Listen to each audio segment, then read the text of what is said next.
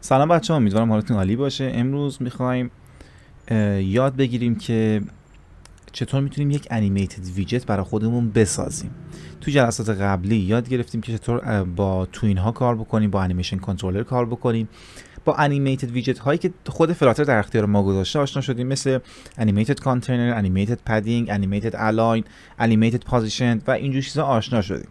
ولی الان میخوایم بگیم که اگر یکی از اون انیمیتد ویجت ها نبود، اگر اون ویجتی که من میخواستم انیمیتدش نبود، اون موقع چی کار کنم؟ اون موقع شما میتونی انیمیتد ویجت خودت رو بسازی. چطور میتونیم این کار انجام بدیم؟ قبل از اینکه بریم سراغ کار ازتون میخوام که اگه تا الان چنل سابسکرایب نکردید حتما دکمه سابسکرایب اون پایین بزنید، زنگوله بغلش هم بزنید واسه اینکه من ویدیو جدید گذاشتم میتونید تشریف بیارید و ویدیو جدید ما رو هم تماشا بکنید. خب بریم سراغ کار. اولین کاری که اینجا نیاز من انجام بدم، من باید یه دونه کلاس جدید بسازم. مثلا اسم این ویجتی که میخوام به انیمیشن درش بیارم انیمیتد باتن هست و در داخل این انیمیتد باتن، کلاس انیمیتد باتن، من یه کلاسی میسازم به نام انیمیتد باتن که اکستنز میکنه یا ارث‌بری میکنه به اصطلاح از انیمیتد ویجت. حالا این انیمیتد ویجت چیا از ما میخواد؟ دو تا چیز از ما میخواد. اولی یه دونه میگه که شما باید فانکشن بیلد رو اوورراید بکنید و در زیر مجموعه اون ویجتی که میخواید به انیمیشن درش بیارید رو پیاده سازی بکنید. مثلا من اینجا میخوام یه دونه الیویتد باتن داشته باشم، الیویتد باتن که آن پرس رو من حالا میخوام فعلا خالی بذارم. یه دونه متنم اینجا براش میخوام بذارم و متنش هم مثلا باشه لاگین. یه ذره کدش رو تمیزتر بکنم و این از این. خب حالا کاری که من اینجا میخوام انجام بدم، میبینید که کلاس من همچنان ارور داره. چی میگه؟ میگه که شما یه کانستراکتور هم باید براش ببرم من اینجا پیاده سازی بکنیم. یه دونه به اصطلاح کلیدش هم باید اضافه بکنیم، یه کانست هم باید پشتش بیفته. خب من در مورد کانستراکتورش بگم.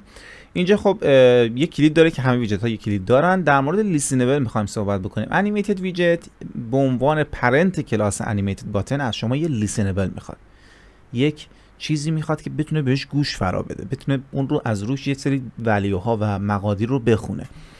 که و زمانی که ما انیمیتد باتن رو در داخل یو آی اصلی خودمون کال میکنیم، صداش میکنیم، اونجا براش یه انیمیشن کنترلر ارسال میکنیم که اون میشه لیسینبل انیمیتد ویجت ما.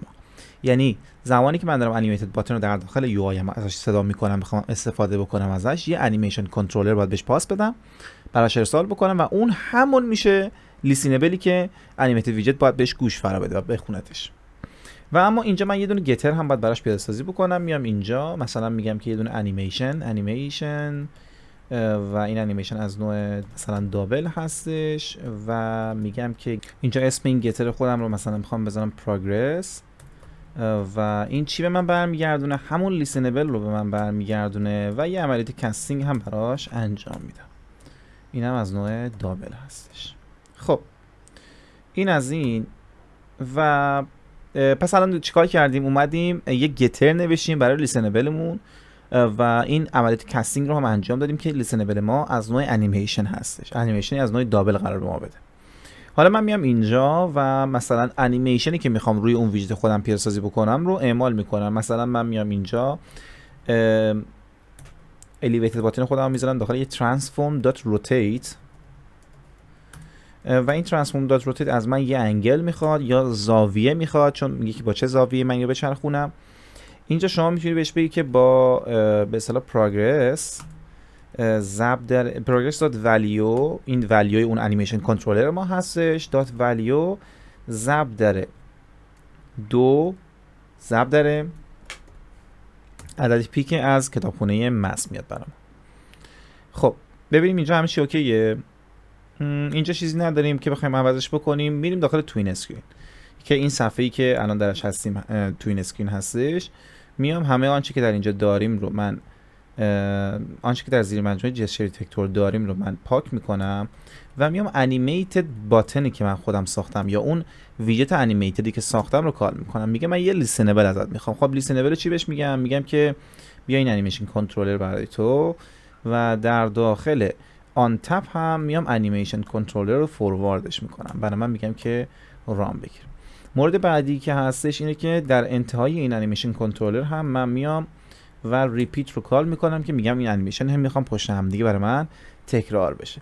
حالا یه بار از برنامه رو میگیرم ببینیم که الان برنامه ما به چه شکلی در میادش. خب نگاه کنید، این دکمه لاگین من هست که یک انیمیشن کنترلر ساختم که در داخل کلاس استیتفولی هست که خود اون کلاس استیتفول داره از تیکر پرووایدر استیت میکسین استفاده میکنه. گفتیم زمانی که شما یه انیمیشن کنترلر بخواید میتونید از سینگل تیکر استفاده کنی، اگه نه چند تا انیمیشن کنترلر چند تا انیمیشن بخواید پیاده‌سازی کنی باید از تیکر پرووایدر میکسین استفاده کنی. در وهله بعدی ما از ریپیت استفاده کردیم که انیمیشنمون هی پشت هم تکرار بشه و بعد از اون انیمیتد باتن خودمون، اون ویجت انیمیتدی که خودمون ساخته بودیم رو به اصطلاح کال کردیم و چون از انیمیتد ویجت اکستنز میکرد از ما یه لیسنبل میخواد، یه چیزی میخواد که بهش گوش فرا بده. چی رو داریم براش ارسال میکنیم؟ انیمیشن کنترلر خودمون رو.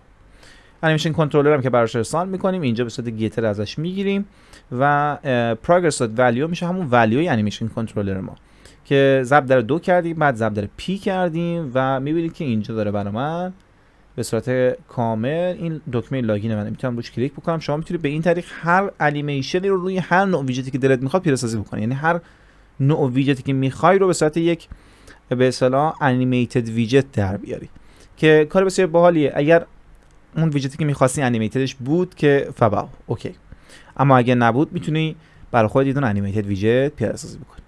امیدوارم که این ویدیو براتون مفید بوده باشه. حتما نظراتتون و پیشنهاداتتون رو برای من داخل کامنت بذارید. داخل گروه تلگرام ما هم میتونید جوین بشید و اونجا هم با بچه‌ها بحث و گفتگو داشته باشید، سوالات خودتون رو بپرسید و شما رو تا ویدیوی بعدی به خودم میسپارم. خدا یار نگهدارتون.